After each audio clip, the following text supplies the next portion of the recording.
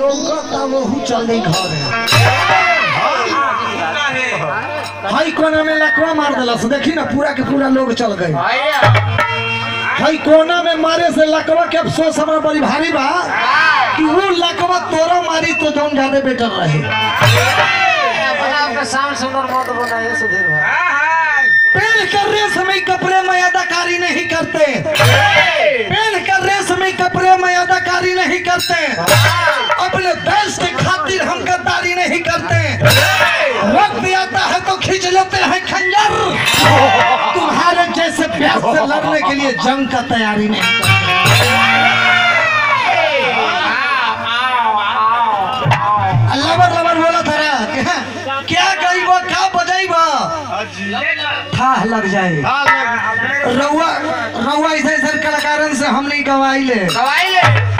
आना तो अभी स्विच ऑफ हो जाइबो आइए कैसे मोबाइल स्विच ऑफ होला तनी के फंड छोड़ देनी हां जी कपार पर चढ़ के सुसु करबा हां कपार पर चढ़ के बीड़ी में देबा घर में बोरसिया झोल देब का अपना अरे मतलब भाई बारो भाई देखा रहो आइए महाराज एगो सुन ले हो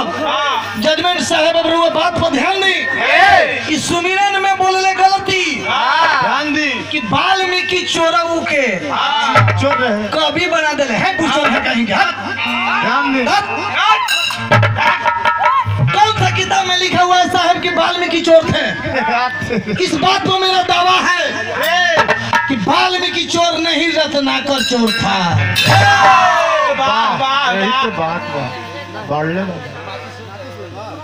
कहाँ ध्यान है आपका जे मन में बुझा माइक धरो तो लाइक बोला इना कि माइक धर ला तो फटर फटर जे बुझाता से बोले लगवा सम के न सुर के माइक बरियार चाहे सम के न सुर के माइक बरियार चाहे हाई मर्द के धरती पर ऐसा कलाकार चाहे यार मुंह में कुछ कला के पिलवा परो घर के मिचाई या फुटहा बाजार के बड़ा निक लगेला भैया जो घरे मिचिया जो ऊपरे फरेला सूरजमुखी जेकरा बोलल जाला छोटे छोटे बड़ा तीत रहेला बाजार के फुटहा खाए तो घर के मिचाई या फुटहा बाजार के घर के मिचाई या फुटहा बाजार के दिया पर के खोजिला हम ऐसन कलाकार के अब फैशन के चलते का ढोली उघार चाहिए आई हम हमारे ना ब्याह फैशन के चलते का ढोली उघार चाहिए ऐसे कर दिया मर्द के धरती पर ऐसा कलाकार चाहिए महाराज को खड़े खड़े हल के निकल ले मंडलिया में से उठा ल खोचाली बचा ल तू इज्जत भागा न मत के कहता गावे खातिर जा उठा ल खोचाली बचा ल तू इज्जत नहीं खेबा लोग यहाँ तोहरा से रीच ह महाराज लगता के ऐसा ऐसा नहीं ऐसे यही लयदार चाहिए मर्द के धरती पर ऐसा कलाकार चाहिए नट घूरे ना घर के शाम सुंदर बने रे अपन मन के शाम सुंदर लोग कहे कि बुटना है इसमें से उसमें खपड़ा में से पूछ चली जाए दे भाई हो इज्जत से रहो ढंग से रहो कुछ गा दो बजा दो जाओ ऐसा बिहार खा के निकला ब्याह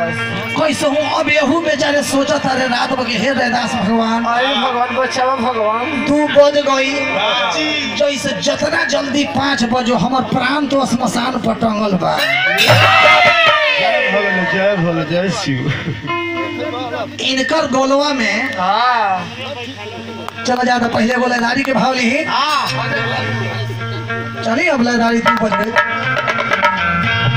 एक जानी अपना पति से कहती है कौन पति दाढ़ी छिले वाला हो खड़ा होगा जी एगो बात बोलले अरे रुको मत एगो बात बोलले कि हमर नैनो हो हमर नैनो हो तोर ट्रक हो घर के चढ़ा एगो ने सब चला के बैठल बा गोलवा में अपने आप के एगो ने से बोला था कि ए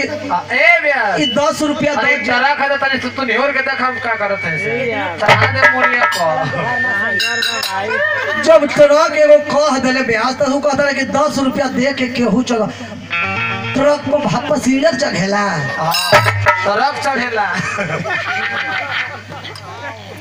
अब यही पे हम कहब कि ई ह थोड़ा ज्यादा रहे ई मदे अल्टो ह ध्यान दे ब्यास ई अल्टो ह चले तो दिन पर्सनल चढ़े वाला गाड़ी के प्लेटे पर नंबर लगल बा हाँ चले तो हाई कने गेल बा हाई देख खाने के लिए पड़ा कवा हाई ले लैंड ह भैया चले तो बाजार बादिल के ले ले हाई ले लैंड ह भारे ट्रक जो भारे होते हैं उसको ले लैंड कहा जाता है कोई शब्द में वजन दे के बोलल जाला भैया आई मुंह लगी थे कि बाछी मार के आइल बरन प्रणाम टाइम हो गया हाय खाए के ब्यास खाहू पिए पैसी बुआ महंगा बा सुमन भैया कहाँ बानी रुआ हाँ इनका हर बयाना देवे के जरूरत नहीं है रहे तो गया इनकर बदल बयाना हमरे के दे दी बड़ी दूर जाके बा अरे जाओ महाराज रो लगता थी कहीं तो सुनाई ना होता तो रोवे लगता थी तो भेद भी जाके चुप कर देथिन देवर समझ के ना चानियो एगो ले आइलन त अच्छा लोग से पूछला तोरा औरत लेखा उ लगतिया लगे था कि मतलब तोर गलती है कि उदितवा के गलती है कि हईसन ले आने के जोड़ी लगावले उदितवा गलती ए ब्यास उदित तो खुदित चलेला चला ए चल हे बाबू एक जानी अपना पति से कहता हाँ गाड़ी के लिए पति हो ए राजा ए का कहता ए राजा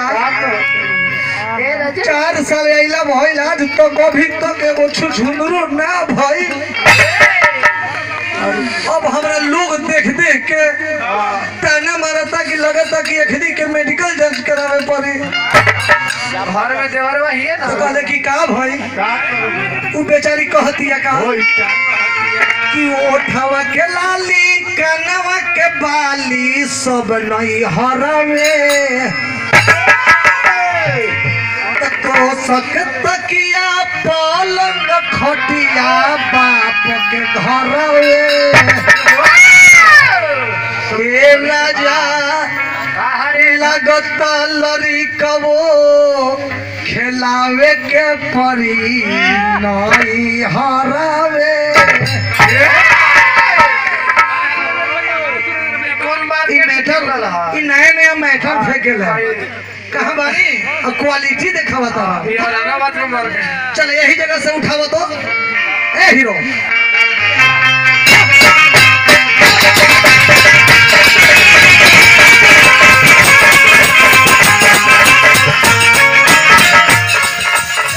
उठावा के लाली कनवा के बाली सब नहीं हरवे जे उठावा के लाली कनवा के बाली सब नहीं हरवे जे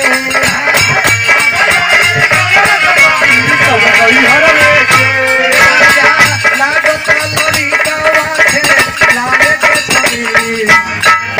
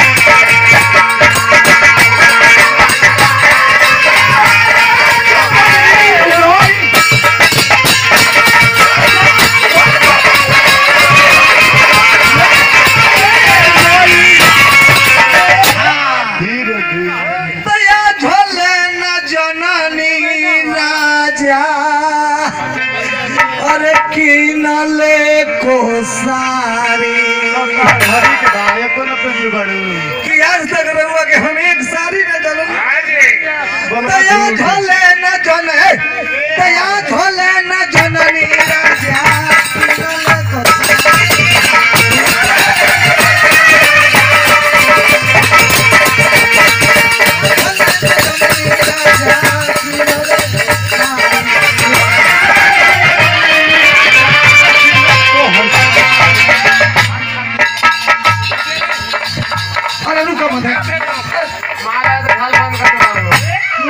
लोग माल आवे तो झाल बंद कर भैया भीरू वाला पकड़ाई हमने निकल जाएंगे आईपीएल हम ही ना हाल देखी आंछा के मुखिया जी के तरफ से हमने दोनों व्यक्ति के 251 रुपया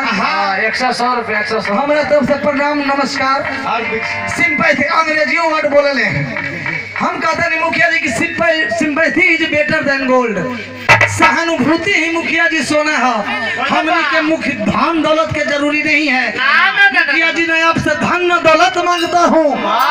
बस आपकी ओठों से दुआ मांगता हूँ हमने के अभी उम्र अभी कम है आशीर्वाद रहुआ के मिली तो हमने ढेर पैसा कमाई जा 10 रुपया 100 रुपया 500 रुपया देव घरे जाई मैं हारू कही आ जाए ना मैं हारू कही कि हे राजा जी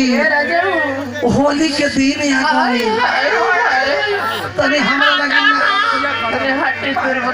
तनी हमरा लगी नया नया साड़ी ला दी ही ना और मैं हारू के बात ना मानो तब तो मुंह फुला ली ठकुरबारी खाना पीना के बंद कर दी ओकरा चलते साड़ी लेवे पड़ी तो रउआ जितना पैसा देव जाके हम बाजार के दुकान पर दे दे यही आशीर्वाद जे रउआ मुखिया जी हमनी के देव वही हमनी के जिंदगी भर काम में आई यही बात पयाऊ का गए किया झले न जननी राजा किनल तो हर सारी पहिरतानी वही जवाना और दिहली मतारी तो पहिरतानी वही जवाना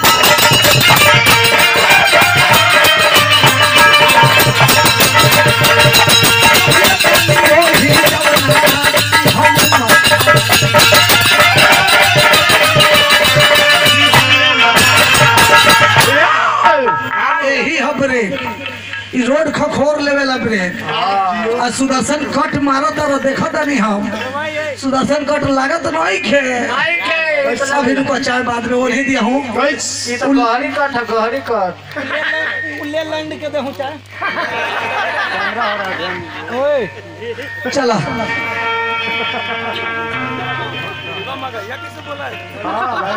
का है मगहिया हिट बा हाई अच्छा रुका रुका हाई ओने 3 गो बड़ा तेज बा मुखिया जी एगो सुधीर सुरीला एगो पिंटू एक्सप्रेस कृष्ण जी और रुका पहले माला के बंद कर पैसा माला में तो झाल बंद कर देगा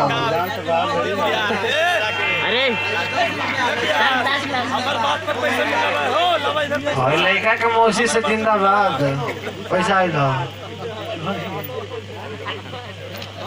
विशाल कुमार सुखदेवन बीघा के 20 रुपया लड़का के मइयो जिंदाबाद 10 रुपया लड़का के मौसी जिंदाबाद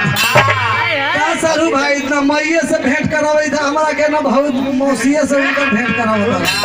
भतीजा तोहर मइया जिंदाबाद तोहर मौसिया जिंदाबाद तो जिंदाबाद रहिए तब न होली में भेंट होई चलो ए छोड़ो चुप रहो याद पड़ल बात पर जब बोल दो पिंटू एक्सप्रेस जे बेंजू बात खा आ एगो हई उदित नारायण यादव जी नाल बजावेला तीनों बड़ी तेज अपना मन के तैसा तो पैसा तो मैडम ओखने के हिसाब ले दे फटर फटर बोले वाला के हिसाब सुधीर सुरीला ध्यान दई बात के भैया भैया हो ई में 1660 जीबी के मेमोरी लगल बा भैया तोर में खलिए 8 जीबी के मेमोरी लगल ध्यान नहीं खेते ये तीनों मिल के एक दिन प्रोग्राम ना रहे तो रात के एके दलानी में सुतर रहन सब एके संग है ना तो तोर मौगी के संग है एके साथ जब 12 बजल तो 2 गो वो पेट कोनिया सुतर रहे अरे चुप रहबा आवाज लगे लगा अरे रेदा जी के बारे में होई हाल तोरा से ज्यादा चल चुप रह ई दोनों के बीच में डिस्टर्ब ना करे के आप लोग शांत रहिए बीच में डिस्टर्ब ना करे के शांत रहे तोरे टाइम में हम ना बोली लाठी चली तोरा से डर नहीं खे तोरा से डर नहीं खे तू जे लबो लबो बोला तो हमनी ना बोली हमने के टाइम कटत चलता कहानी के टाइम छूट जजमेंट साहब जज के सामने वकील दूगो बहस करेला लड़ जाला मर्डर होई तो वकील देखेला ना बाकी वकील कहला कि हमको सामने वो मर्डर किया है ध्यान दीजिए मगर दूसरा वकील शांत रहता है होता है मोबाइल सेटअप चुप रहिए ये तीनों मिल के सुने तीनों मिल के चोरी करे में खेसारी का वाल है हेलो भाई जी रउआ के टाइम खत्म हो गई ऐसे इनका के टाइम आइल बा इनका के बोले दी रउआ लेके शोभा नहीं थे देत बोलल चलो जब तीनों एक दिन में 12 रात बजल अंधारी में तब 12 रात बजल तो दूर कहले कि चलो तनी कुछ मौसम